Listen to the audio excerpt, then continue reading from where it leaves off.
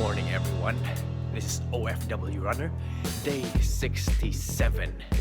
Today is March 7, 2017, and this is my new day's resolution, wherein instead of thinking of a task to complete within the year, I am committing to complete a task or tasks every single day of the year. And I'm taking a video of it to inspire even just one person to start a habit and make it a good one. And I will see you in an hour.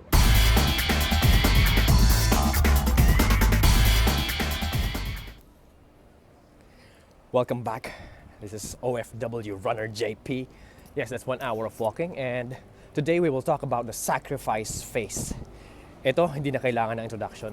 Medyo lahat tayo alam kung ano yung sacrifice natin, kung bakit tayo umalis, or anong nararamdaman nating sacrifices nung umalis tayo at pagiging OFW. Number one, pamilya natin na iwan natin, right? So it's time, right? Yung pera, kapag may emergency, hinahayaan natin ang sarili nating pambayad na expenses para ibigay sa kanila. Ipapadala natin lahat.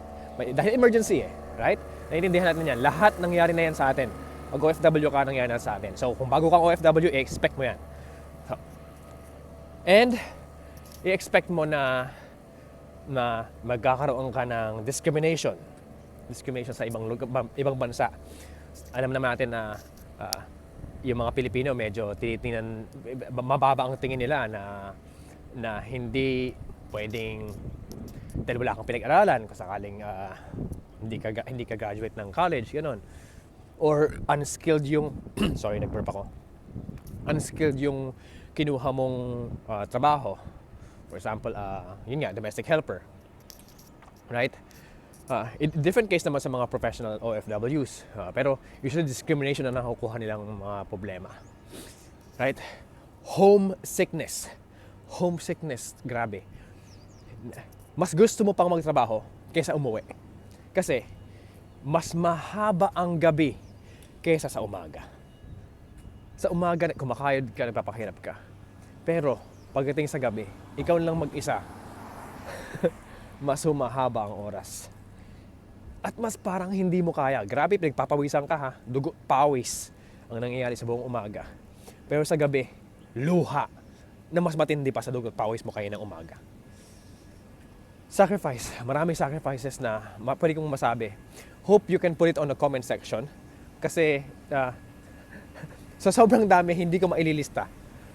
And I do hope na sa pag-comment mo nito ay makaka-inspire kayo ng ibang tao para malaman nila, o isang OFW na isang aspiring OFW, para malaman niya kung dapat niya i-expect. At maigi siguro kung bigyan niyo ng details kung yung mga sacrifice na ginagawa ninyo. Ako, para sa akin, ang pinaka-sacrifice ko ay yung long distance relationship namin ng asawa ko, ng dating girlfriend ko pa. Kaya nag-effort talaga kami, extra effort para mag-usap araw-araw, yung maglambing araw-araw, ganon. At umuwi, kasi Hong Kong naman kami, so umuwi. Medyo napadalas nga lang ang uwi ko nung bago ako, kasi at napadalas din pagpunta niya dito, kasi nga miss na miss namin ang isa't isa, ganon. So sa ngayon, yun ang naiisip kong ultimate sacrifice na nagawa ko, dahil iniwan ko yung aking kabiyak. Ayun. Pero ngayon kasama ko na sa dito. It's a happy ending, huwag kayong mag-alala. And it will be a happy ending for you kung alam mo yung mga sacrifice na ina-expect mo at gumawa ka ng paraan para maibsan man lamang, or magawa mo ng paraan para mo maaalis yun. Right? Isang malaking payo para sa ibinigay sa akin ay if you focus on it, right, you will do something about it. Ang malaking problema ay hindi tayo aware na may ganun pala. Kaya ko po ginagawa tong series na to, na binibigay sa inyo phases ng OFW para alam nyo na. There's no excuse na hindi ko kasi alam hindi ko kasi in-expect. Expect mo na that will be sacrifice, and madugo to. Madugo. Sa sobrang dugo na marami talaga nagpapakamatay. Hindi ako nagbibiro. Marami nagpapakamatay dahil sa homesickness, sa utang. Expect mo na. Gumawa ka ng paraan. At kung hindi mo kaya yon, hindi mo kayang, nararamdaman mo na hindi mo kaya yon, maigi magstay ka lang sa Pilipinas. Pero kung sa tingin mo kaya mo, at ina-expect mo gumagawa ka ng paraan, ngayon pa lang, pinaplano mo pa lang pagpunta, pag alis, pinaplano mo na ang gagawin mo sa mga sacrifices na yon at kung paano ka mag-cope. One more thing, huwag tayong masanay.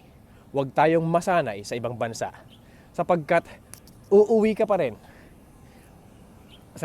Sinasabi ng mga tao sa akin, okay lang yan, sa umpisa lang yan, luluha ka, homesick ka, pero masasanay ka din.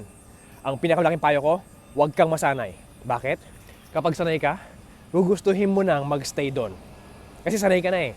Tapos dahil sanay ka na sa ibang bansa, ayaw mo nang umuwi. Or pag uwi mo sa Pilipinas, hindi ka na sanay sa Pilipinas. Naku po, delikado. Gusto mo bang umuwi o ayaw mo? Again. Pero kung ayaw mo talagang umuwi, walang problema. Pero nararamdaman ko sa ikabuturan ng iyong puso, gusto mo umuwi. At kung gusto mo umuwi, huwag kang masanay. Isang habit na alalahanin mo lagi ang Pilipinas, alalahanin mo lagi ang pamilya mo, alalahanin mo lagi ang masasayang mga bagay na ginagawa mo. At usually, Pasko yon. Alalahanin mo ang Pasko every time. Huwag kang masanay na mawawala ng Pasko. As much as possible, umuwi ka doon. At, as much as possible, planuhin mo umuwi kaagad. Ina-encourage ko lahat ng tao, ng mga Pilipino, na maging OFW sa isang kondisyon. Ang planuhin mong bumalik sa lalong madaling panahon. At kung kaya ko tumakbo, lumakad, mag-jog, 365 days buong taon, alam kong kaya mo rin.